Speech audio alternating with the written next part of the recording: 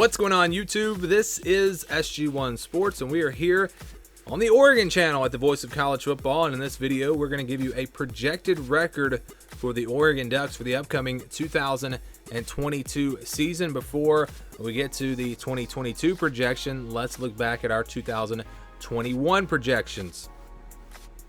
Here are the projections from 2021. This team went 10-2 in the regular season, and we're just comparing the regular season here. Of course, Oregon actually was 10-4, but regular season they were 10-2. Our projection had them at 9-3. My personal prediction was actually 10-2, so I was right on the money with this team. The FBI had them at 9.8 and 3.0, so I had them right around 9-3, same as our projection. And the Vegas also had them at 9, the over/under at 9, so they thought that this team would go right around 9-3. So not a huge shock that they were 10-2, just a little bit better than maybe the projection, but they did beat the projection last year going 10-2, and I think they're going to beat the projection again this year, and I'll kind of explain why in just a second. So this is not a prediction. We are a long ways away from doing our official predictions, but this is simply a projection based off of how tough the schedule is and how good we think or expect each team will be this upcoming season. So here's the schedule again. This is the scale that we use. If it's a 50-50 game, it'll say in the white, less than 20%, over 80%. Those are games where I think the spread will be more than 2 touchdowns. Then you've got your 20-29, 71 to 80% games. Those are games where I think the spread will be double digits, 10 to 14 points, somewhere in that range. Not a huge spread. Definitely a game a team could lose if they're a favorite. And then you have your yellow, 30 to 39, and purple, 61 to 70%. Those are games where I think a team is going to be favored by about a touchdown, 6, 7, 8 points, somewhere in that range. And then again, those 50-50 games, they're not necessarily 50-50 games, but they are games where I think the spread would be like 3 or 4 points or less than that. So for Oregon, we start with the easy wins. They've only got one, and that's why this projection is probably going to be lower than you expect. Because we do have to put some games in the blue. I don't think there are any games besides Eastern Washington that we could put in the green, just because of some of these other teams in the Pac-12. They're not going to be terrible, and where they play some of them also makes it a little bit tricky for Oregon, and I think that is going to pull this projection down. And what I'm talking about here is with Washington State, Arizona, and Colorado. So these are games that where if they were at home, I'd probably have them in the green.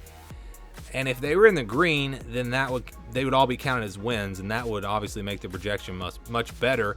But I think because they're on the road, they are conference games. Arizona, a team that should be a little bit better. Colorado is kind of a mystery. So same thing with Washington State. But I think these teams are good enough, whereas I think it's close to 80%, but because they're on the road, I think we're going to put these in the blue and put them in that 71 to 80% range. And then you go to the next category, 61 to 70%. We've got Stanford, UCLA, Cal, and Washington all in this. Stanford, of course, beat Oregon last year, but I feel like Oregon will be the better team this year. Oregon's a mystery, of course. A lot of guys going out, transfers, some new guys coming in, new coaching staff. Bo Nix at quarterback. What's he going to look like? I mean, a lot of question marks. But Oregon, talent-wise, is expected to be a top 25 team. And so I think they should be favored against Stanford, should be favored against UCLA. This one was a tough one for me. UCLA has a lot of transfers coming in. They could be better. They had their ups and downs last year. At one point, UCLA was ranked in the top 25. Remember, they beat LSU early in the year. And so it's hard to say for sure how this UCLA team is going to be. But I can go ahead and tell you, if I put this in the 50-50 range, it would not change the projection. So I did look at that. But because it's at home, I'm going to put it in the purple. Cal, I think, was better than their record would indicate last year. This game is also on the road. I think that's a purple game. Washington, I think, was also a little bit better than their record would suggest. They had some close games. So I think playing at home, it gives Oregon an advantage, but not a huge advantage. I think they will be favored by about a touchdown. And then you got your underdog games. You got Utah. I think they're going to be underdogs by about a touchdown. Of course, last year wasn't really even close. It is at home for Oregon. That gives them a chance, but I do think they will be underdogs in that game. And then also you've got Georgia. Georgia I've got in the orange here. I have to go all the way out to Atlanta. I'm not going to say they have no chance, but I do expect them to be 10 to 14 point underdogs in this one, somewhere in that range. I know Georgia has a lot of turnover, but they've got a lot of talent, and this will be a tough game for Oregon to win. And then that leaves BYU and Oregon State. BYU has a ton of production coming back. This should be a close game. I would think. If I had to pick, I would say Oregon, and I'd probably say that they're about a 4-point favorite in this game, but I think it's just low enough to where we can keep this game in that 50-50 category. And then Oregon State. Oregon State's a team that I think is going to surprise some people this year. A lot coming back. The game is on the road. It's a rivalry game. Because of all of that, I think we have to put this one in the wide as well. I do think this will be a 50-50 game. And like I said, just a lot of question marks with Oregon, a lot of unknowns.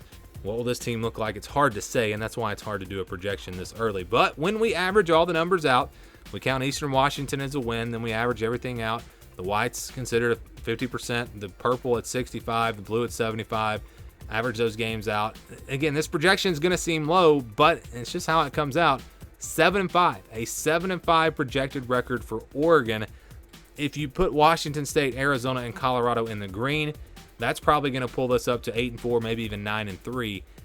But because of those games that Oregon should win, but they're just not quite. There's not quite enough there for me to put those in the green because they're playing them on the road. I think that is probably why this projection came out to 7-5. But you look at, if they lose to Georgia and they lose to Utah, they split with BYU and Oregon State. That's 3 losses right there. And out of the rest of these games, they could definitely lose 2 more, even though they will be favored. So I could see this team going 7-5, but I think 8-4 is probably a more realistic projection. And it was so close. When you average the numbers out, it was actually like 7.46 wins or something like that. So it was very close to being 8-4. I almost just put 8-4 on the projection just because they're favored in so many games. But to keep this going the same way we've been doing with every team, 7-5 is the projection for Oregon. I think the Ducks will be looking to do better than that for sure. So what do you guys think? Do you think this projection is low like I kind of do? Or maybe you think it's right on the money. Maybe you think this team will be 7-5. Give me your thoughts down in the comments below.